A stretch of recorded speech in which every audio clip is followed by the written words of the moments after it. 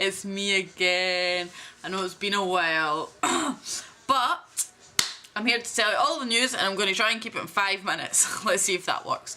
Okay, so I did make a couple of videos in between now and December, but I thought my camcorder was broken, but it wasn't. It turns out it was the software on my computer. So I've managed to get it updated, blah blah blah. So it's fixed now. Basically, it was the last video you'll see. I had a lot of lines on it.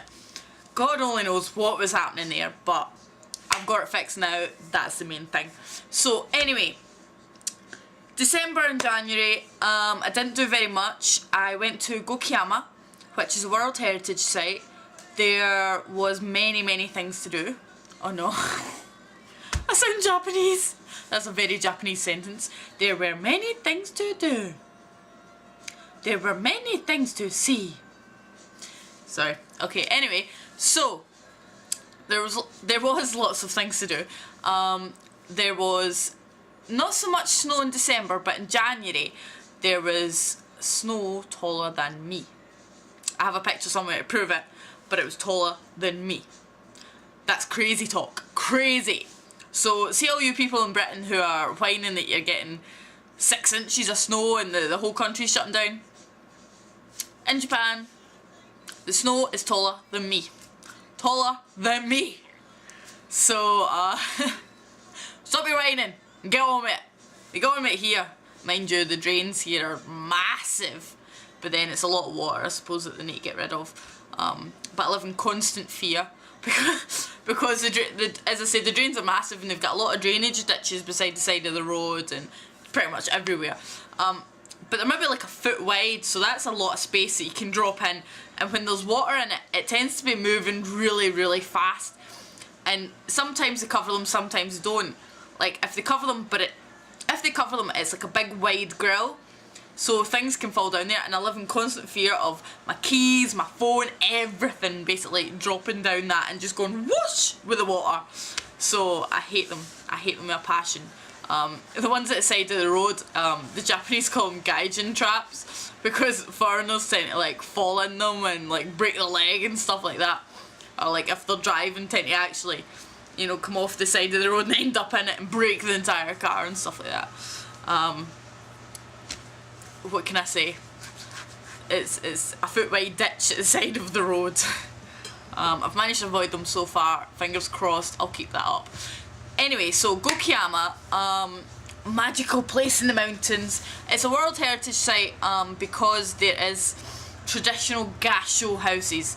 Gasho houses are basically thatched houses with roofs like this so that the snow falls off it because they get so much snow.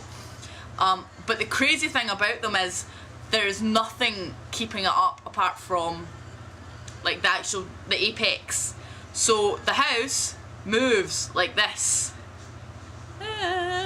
So when you're in that house, right, there's like 4 stories. Like the first floor, which is like flat ground, which you feel okay on. You go up a floor and you think, there's something wrong here, there's something not quite right. You go up to the 3rd floor and you're swaying, the whole house is moving as you walk, and it is not a nice feeling, let me tell you. Not a nice feeling at all. The whole house is moving.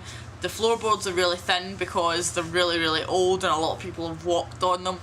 Like the staircase, like it's only like a staircase from the 1st to the 2nd floor. Past that it's ladders, and it's just pretty creepy. It gives me the heebies. Because it's thatched, there's no windows, so it's very dark. The wood's all dark. The house is swaying. It's scary. I was scared. And I've been in quite a few now. Sound like a connoisseur. Yes, I've been in a few gasho houses, let me tell you. And I've been in like a lot of the normal gasho houses, which is your basic, what your everyday family lives in. But I've also been in a posh one. And a posh one actually had, on the 2nd floor and 3rd floor, they had little rooms built. And because they built the room square, like there was like under the eaves there's like this little bit, and apparently that's where the ninjas used to creep in. Look, assuming, of course, you know, there was people in there worth killing, the ninjas would creep in that bit, and then like there's a little hatch into the room, which was actually used to go out and to fix the roof from underneath, but they could open that hatch from the other side, kill someone viciously, and then sneak back out again, without anyone knowing they'd been there until they found the blood. Heard some good stories about it. But anyway, Gokiyama is also famous for a type of dance called the Hokuriku dance.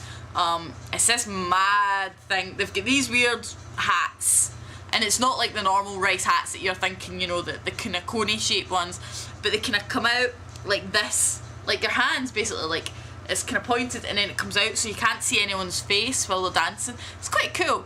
But the instrument that they use is it's like you know how when you're a kid and you get like those wooden snakes, and it's basically like just slices of wood all kind of put together with a bit of string, and you can shake it and it makes a weird funny noise with the wood knocking off each other.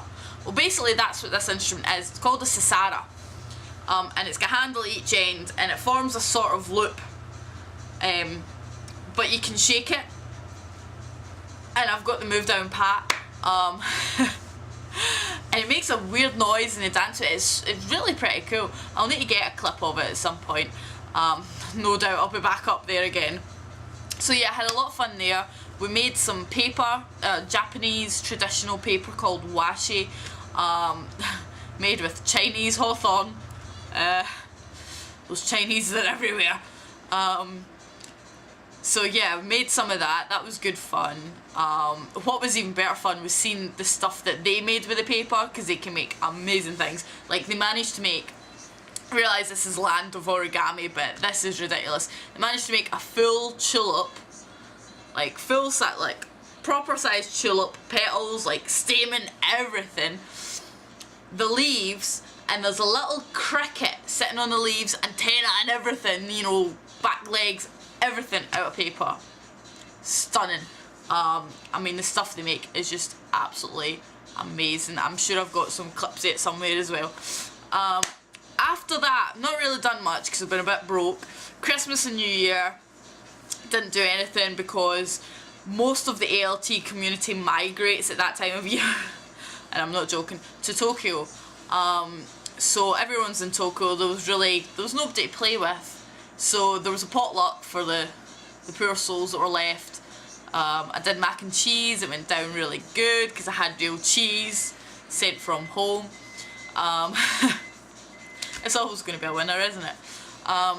Then, let's see, February was my birthday. Well, it was actually, I think it was everyone's birthday.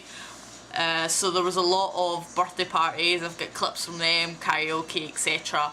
A lot of it ends in karaoke because after a certain time of night there's nothing open but karaoke, and when you can't get home because the trains have stopped running at 9 o'clock, then the best place to go is a 24-hour karaoke box because it's cheapest. It's cheaper it's cheaper going to the karaoke place and staying there from like 1 o'clock in the morning to 5 o'clock, like when the trains start, than it is to get a hotel, which is just crazy.